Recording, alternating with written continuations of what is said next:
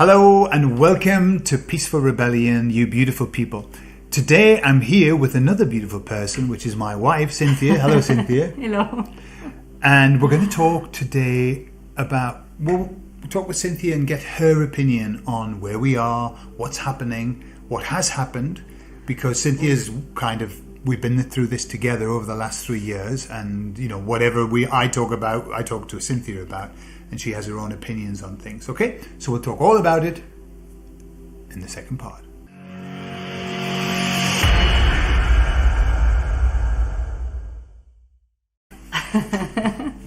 Unfortunately, sometimes my opinions are a bit more doom and gloom than your That's right. opinions are. Yeah. Much more like uplifting. Okay. I guess. Well, we're all different, aren't we? We're all different, and obviously Cynthia is Spanish, and we're here in Spain, and so Cynthia spends a lot of time listening to the Spanish group of people that talk and everything. Yeah. Yes. And I listen to them, but not as much as Cynthia. So Cynthia, look, what's your feel where we are? We're 3 years into this madness, really, the true madness. Yeah. Where do you see us right now? Where do you think we are right now? In terms of the situation, are we in a better situation, a worse situation? Where do you think we are? I think we could have been in a much worse situation, but I also think we could have been in a much better situation if people had realised what they were actually doing. If people had thought, hang on a minute, but they didn't. They played the game, and they just, they ganged up on people that didn't play the game. Mm-hmm.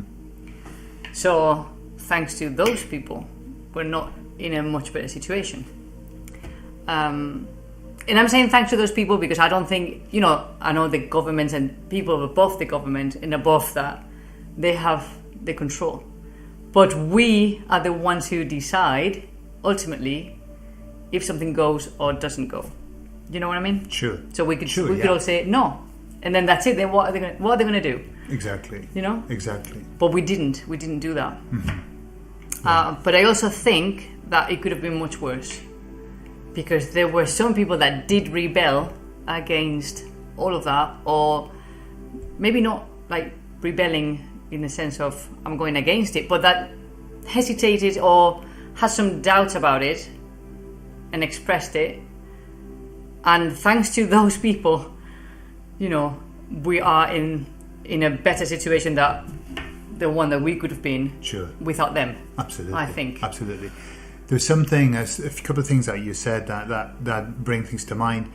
Today I saw in Facebook the UK government, the National Health Service or something, had put a little ad saying, it's been 2 years since we started this, and it's been so wonderful, and so remember to get your extra one this year. Right, so that's the usual advert. Yeah.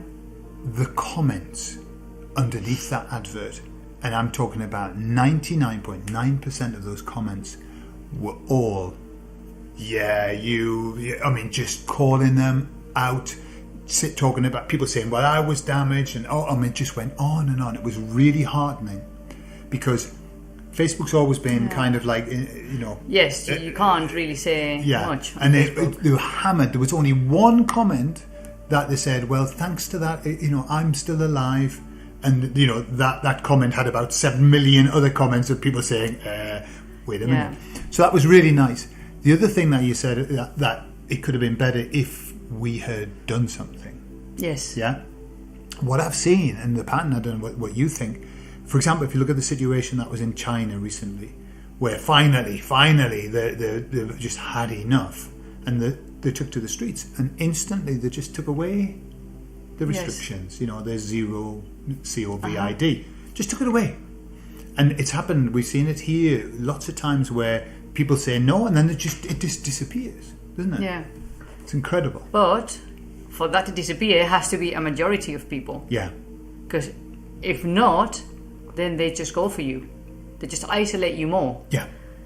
Because I remember here on TV, they were talking about, early on, well, not so early on, when they when they when that started to you can cut it when that started to be on the market, and they were saying on TV that people that didn't get it, then they shouldn't be allowed to go to restaurants and any leisure things that you could do, concerts or anything like that. And even some of them were saying that we should go to jail because we're putting everyone else in danger and things like this. So they were like, it was a massive propaganda. And if it's okay to say that on TV, then people think it's okay to do that. To do it, in real life. So they were giving people the what's the word? The go ahead. Yeah, they go ahead to just isolate those people. Sure. Or make them feel bad, or whatever. Report them if you see one that is not wearing that, blah blah blah. Exactly. And there were loads of people that did it. Do you know? Sure. There were people that did it, Yeah, and many people didn't, but there were people that did it. That's true. And so that has proven to them, if this is just an experiment on a grand scale, that they can control people very easily just through their TV. Sure. What do you think, though, in terms of the way that the place that we're in this Great Awakening, where, for example, at the beginning, remember 17 years ago or something, when we first kind of woke up to what was happening? Wow, Yeah? Mm-hmm. Do you remember what was happening with people who would post videos that were saying stuff? They would be attacked, like just in all the comments were just attacks. Put your tinfoil hat on, you idiot. And now all you see are pro comments with the odd one. Yeah, so it's almost like the people with the voice are so many more now. The people who are speaking out are so many more. But there are some people that sit on the fence and they go with the majority. Yeah. So if the majority say this, then they go, then I'll join this group. Then when the wind changes, then they change with the wind. The twangers, yeah. Do you know what I mean? So there are some people that you shouldn't count on, because I suppose without them, we need the bulk as well. Sure. But some people are a bit like. I heard somebody talking the other day in a video, and she was talking about the what the population is made up of, and she said 80% of the population are followers, right, and 10% are the real rebels, and 10% are just observers. Yeah.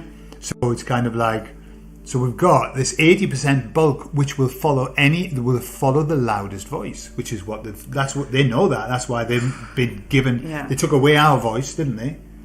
And they made their voice as loud as possible, so that those people just go, oh, all right, okay. Exactly. Yeah. And also they count on a big amount of people that have children, and they have to provide for them and have a house, and that they have a comfortable life, that they don't want to lose that. And putting up a fight or going against this, or could make them end up losing all of that or part of that. Yeah. So they know that people are going to comply just to keep living the life they had. Like Absolutely. People would say, I don't want any trouble. I don't want any trouble. You know. Yeah. Absolutely. Yeah. And if we have that mentality, then they just keep on, forcing things on us. Sure. Well, then now this, and now that, and now that. So at some point, we have to do something. Sure. And maybe we have to sacrifice our job or sacrifice something. And I think for many the people greater have, good. haven't they? Many people have. Many people have lost Many their people jobs. have, I mean, yeah. do you know? I think Yeah. I think a couple of things. I don't know what you think. I think the numbers that they've sold us are grossly exaggerated The number about the number of people who are in favour of all of that they've done. I think they exaggerated the number of people that have had this. Right. I think they exaggerate everything to make it look, because they've got to get the majority, haven't they? They've always got to have the majority, so they tend to exaggerate things. But what if I were going to use this, like do it, kind of just a basic activity sampling as well. What it used to be my job, activity sampling. Okay, so you go in and you take a snapshot, and you say, right, what am I seeing, and then you come back out. You go in and take a snapshot. If we used the media like the media, like YouTube, Facebook, Twitter, if you went in and took a snapshot there, you would say everybody's awake. Right. You know, a snapshot there. Yeah. Compare that to 10 years ago, you would go in and take a snapshot and say everyone's asleep. Yeah. So there's something happened. There's something that's happened. Whether it be that the people who are aware have a big voice now, that we must speak out. You know, we must comment, and we're very active. You know. I think. I don't know. I don't know what's the percentage of people that are awake or asleep. I don't know. Or people in the middle that they don't know. There are lots of people in the process at the moment. That they don't know. But I guess things like this, because for us, our awakening moment, if you want to call it that way, was when the big thing happened in New York. Yeah. Yeah? Uh-huh. And some things fell down. That was our big one because, well, when it happened, well, we didn't know each other when it happened, but when it happened, I actually thought it was a film.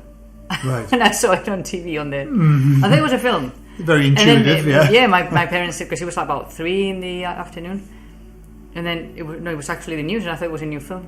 But then when somebody posted that DVD through our letterbox about that, you know, random thing that, you know, letterbox, there, a DVD, a documentary on that, calling it an inside job. Inside job, yeah.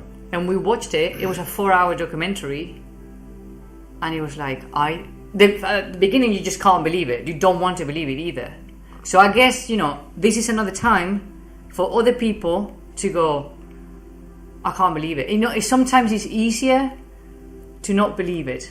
Yeah, of course. Because when you start to think that there are people that could easily kill you and your family members, you know, for nothing, or for an experiment, or for whatever, that is really painful. Sure. You know, and then you go down that rabbit hole of, well, if this is the case, then what about that, and what about that, and then you can go back in time, and then suddenly it's like you become a conspiracy. You know, you go, what the heck? But then you see things in a completely different light. But it's painful because you lose the reality you've lived in. The innocence. The innocence, actually, yeah. You suddenly see things in a much darker way. But I think it's necessary, you know? Sure.